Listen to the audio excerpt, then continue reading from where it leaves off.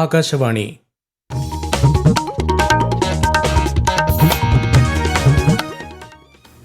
നമസ്കാരം. പ്രാദേശിക വാർത്തകൾ വായിക്കുന്നത് അക്ഷയ് ഷാജി. പ്രധാന വാർത്തകൾ. PM കിസാൻ സമ്മാൻ നിധി പദ്ധതിയുടെ ഭാഗമായി 20,000 കോടിയിലധികം രൂപ പ്രധാനമന്ത്രി നരേന്ദ്രമോദി നാളെ വിതരണം ചെയ്യും. കോട്ടയത്തെ കിസാൻ സമ്മേളനത്തിൽ കേന്ദ്ര സഹമന്ത്രി ജോർജ് കുര്യൻ പങ്കെടുക്കും.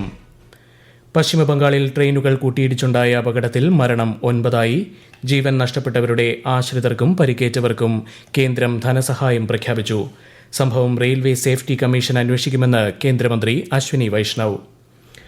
ത്യാഗത്തിന്റെയും സമർപ്പണത്തിന്റെയും ഓർമ്മ പുതുക്കി വിശ്വാസികൾ ഇന്ന് ബലിപെരുന്നാൾ ആഘോഷിച്ചു. 2020 ലോകകപ്പ് ക്രിക്കറ്റിൽ ന്യൂസിലാൻഡ് പാപ്പുവ ന്യൂഗിനിയയുമായി ഏറ്റുമുട്ടും.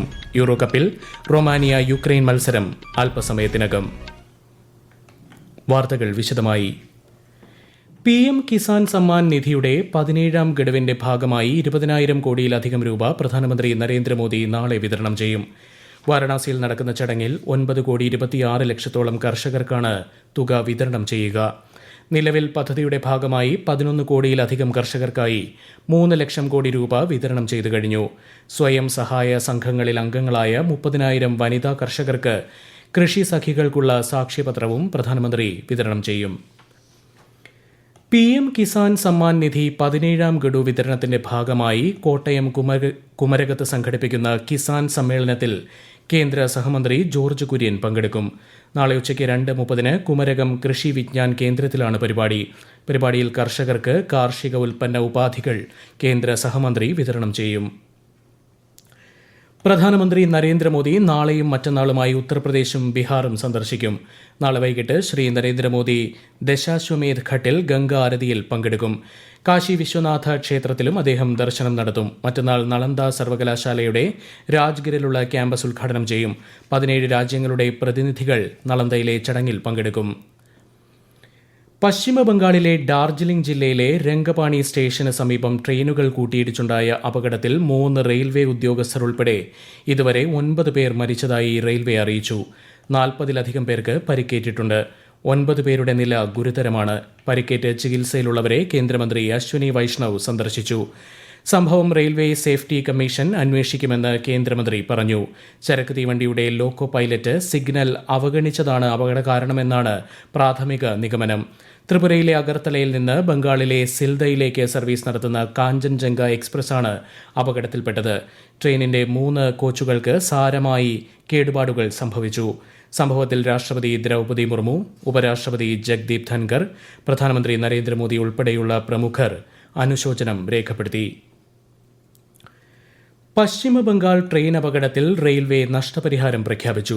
ജീവൻ നഷ്ടപ്പെട്ടവരുടെ ആശ്രിതർക്ക് 10 ലക്ഷം രൂപയും ഗുരുതര പരിക്കേറ്റവർക്ക് 2.5 ലക്ഷം രൂപയും നിസാര പരിക്കുകൾക്ക് 50,000 രൂപയും നഷ്ടപരിഹാരം നൽകുമെന്ന് കേന്ദ്ര റെയിൽവേ മന്ത്രി അശ്വിനി വൈഷ്ണവ് പറഞ്ഞു. ഇതിനു പുറമെ പ്രധാനമന്ത്രിയുടെ ദേശീയ ദുരിതാശ്വാസ നിധിയിൽ നിന്നും ധനസഹായം പ്രഖ്യാപിച്ചു. മരിച്ചവരുടെ അടുത്ത ബന്ധുക്കൾക്ക് 2 ലക്ഷം രൂപയും പരിക്കേറ്റവർക്ക് 50,000 രൂപയും നൽകും. റെയിൽവേയുടെ പ്രവർത്തനത്തിൽ വീഴ്ച ആരോപിച്ച് സർക്കാരിനെതിരെ വിമർശനവുമായി കോൺഗ്രസ്. കഴിഞ്ഞ 10 വർഷമായി റെയിൽവേ മന്ത്രാലയത്തിൽ കെടുകാര്യസ്ഥതയാണെന്ന് കോൺഗ്രസ് അധ്യക്ഷൻ മല്ലികാർജ്ജുൻ ഖർഗെ ആരോപിച്ചു.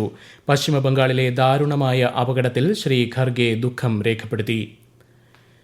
കുവൈറ്റിൽ തീപിടുത്ത ദുരന്തത്തിൽ മരിച്ച പത്തനംതിട്ട മല്ലപ്പള്ളി കീഴ്വായ്പൂർ സ്വദേശി സിബിൻ ടി എബ്രഹാമിന്റെയും കോന്നി അട്ടച്ചാക്കൽ സ്വദേശി സജു വർഗീസിന്റെയും സംസ്കാരം നടന്നു. കേന്ദ്ര ഫിഷറി സഹമന്ത്രി ജോർജ് കുര്യൻ 2 ഇടങ്ങളിലുമെത്തി അന്തിമോപചാരം അർപ്പിച്ചു. ആന്റണി MP തുടങ്ങി രാഷ്ട്രീയ, സാമൂഹിക, സാംസ്കാരിക മേഖലകളിലെ നിരവധി പേർ അന്ത്യാഞ്ജലി അർപ്പിച്ചു. തീപിടുത്തത്തിൽ മരണമടഞ്ഞ ചെങ്ങന്നൂരിലെ മാത്യു തോമസിന്റെ വസതിയും ശ്രീ ജോർജ് കുര്യൻ സന്ദർശിച്ചു. കുവൈറ്റ് ദുരന്തത്തിൽ മരിച്ചവരുടെ കുടുംബാംഗങ്ങൾക്കുള്ള ധനസഹായം നടപടിക്രമങ്ങൾ പൂർത്തിയാകുന്ന മുറയ്ക്ക് കൈമാറുമെന്ന് കേന്ദ്ര സഹമന്ത്രി ജോർജ് കുര്യൻ. അഗ്നിബാധയിൽ ജീവൻ നഷ്ടപ്പെട്ട 5 പത്തനംതിട്ട സ്വദേശികളുടെ വീടുകൾ സന്ദർശിച്ച ശേഷം സംസാരിക്കുകയായിരുന്നു അദ്ദേഹം.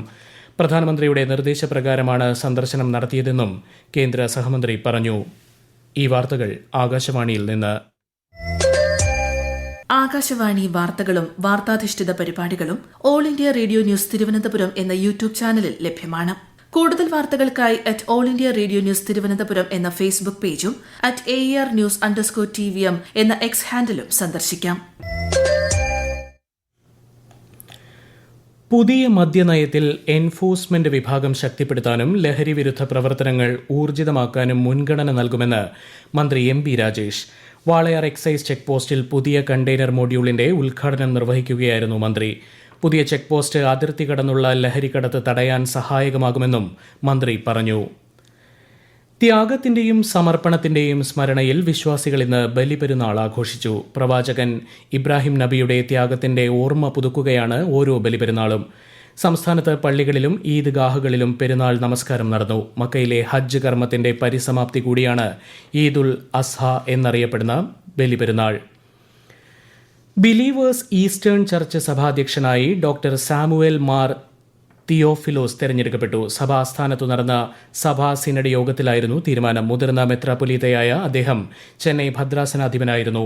സ്ഥാനാരോഹണം ജൂൺ 22 നടക്കും. സഭാ സിനഡ് സെക്രട്ടറിയായി ജോഷുവ മാർ ബർണബോസ് എപ്പിസ്കോപ്പ തെരഞ്ഞെടുക്കപ്പെട്ടു. ഒരു മാസക്കാലത്തോളം നീണ്ടുനിന്ന കൊട്ടിയൂർ വൈശാഖ മഹോത്സവത്തിന് സമാപനമായി.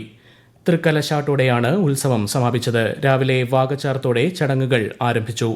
ഉത്സവകാലത്ത് എത്തിച്ച ദേവതകളെയെല്ലാം വിഗ്രഹത്തിൽ നിന്ന് തിരികെ ആവാഹിച്ച് വാളുകളിൽ ലയിപ്പിക്കുന്ന വാളാട്ടവും കുടിമതികളുടെ തേങ്ങയേറും നടന്നു. ഇനി 11 മാസങ്ങൾക്ക് ശേഷമായിരിക്കും അക്കരെ കൊട്ടിയൂരിൽ ആളനക്കം ഉണ്ടാവുക.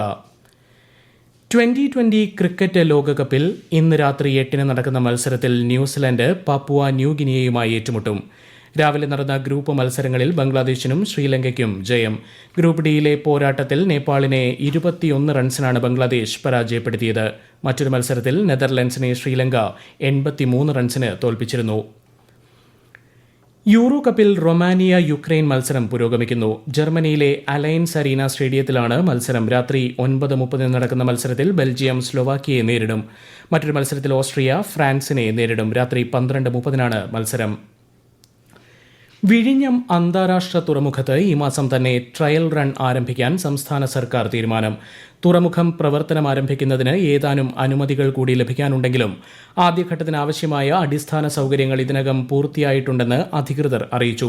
കസ്റ്റംസ് അംഗീകാരം ലഭിച്ചതോടെ തുറമുഖത്തിലൂടെയുള്ള ചരക്ക് നീക്കവും നിയമവിധേയമായി. വലിയ മദർഷിപ്പുകൾക്ക് എത്താൻ കഴിയുന്ന രാജ്യത്തെ ഒരേയൊരു തുറമുഖമാണ് വിഴിഞ്ഞം. കൊല്ലം കേരളപുരത്ത് 10 വയസ്സുകാരിയായ മകളെ മദ്യലഹരിയിൽ ക്രൂരമായി മർദ്ദിച്ച അച്ഛൻ അറസ്റ്റിൽ. കേരളപുരം സ്വദേശി ഷിബുവാണ് കുണ്ട്ര പോലീസിന്റെ പിടിയിലായത്. സംസ്ഥാനത്ത് ഇന്ന് ഒറ്റപ്പെട്ട ശക്തമായ മഴയ്ക്ക് സാധ്യത. ആലപ്പുഴ, എറണാകുളം, തൃശൂർ, മലപ്പുറം, കോഴിക്കോട്, കണ്ണൂർ എന്നീ ജില്ലകളിൽ കേന്ദ്ര കാലാവസ്ഥാ വകുപ്പ് മഞ്ഞ ജാഗ്രതാ നിർദ്ദേശം നൽകി. കേരളം, തമിഴ്നാട് തീരങ്ങളിൽ ഇന്ന് അർദ്ധരാത്രി വരെ കള്ളക്കടൽ പ്രതിഭാസത്തിനും ഉയർന്ന തിരമാലയ്ക്കും സാധ്യതയുണ്ടെന്ന് ദേശീയ സമുദ്രസ്ഥിതി പഠന ഗവേഷണ കേന്ദ്രം മുന്നറിയിപ്പ് നൽകി. കേന്ദ്ര വാർത്താവിതരണ പ്രക്ഷേപണ മന്ത്രാലയത്തിന് കീഴിലുള്ള പബ്ലിക്കേഷൻ ഡിവിഷൻസിന്റെ പുസ്തകോത്സവം നാളെ മുതൽ ഈ മാസം 21 വരെ തിരുവനന്തപുരത്ത് നടക്കും. സർക്കാർ പ്രസിന് സമീപത്തുള്ള സെയിൽസ് എംപോറിയത്തിലാണ് മേള നടക്കുക. ദേശീയ പ്രാധാന്യമുള്ളതും രാജ്യത്തിന്റെ സമ്പന്നമായ ചരിത്ര സാംസ്കാരിക പൈതൃകത്തെ അടയാളപ്പെടുത്തുന്നതുമായ 600-ൽ പരം ഗ്രന്ഥങ്ങൾ പുസ്തകമേളയിൽ വിൽപ്പനയ്ക്കുണ്ടാകും. കേന്ദ്ര സർക്കാരിന്റെ വിവിധ മാഗസിനുകളുടെ വരിക്കാരാകുവാനുള്ള സൗകര്യവും മേളയിൽ ഉണ്ട്. പ്രധാന വാർത്തകൾ വീണ്ടും. PM കിസാൻ സമ്മാൻ നിധി പദ്ധതിയുടെ ഭാഗമായി 20,000 കോടിയിലധികം രൂപ പ്രധാനമന്ത്രി നരേന്ദ്രമോദി നാളെ വിതരണം ചെയ്യും. കോട്ടയത്തെ കിസാൻ സമ്മേളനത്തിൽ കേന്ദ്ര സഹമന്ത്രി ജോർജ് കുര്യൻ പങ്കെടുക്കും.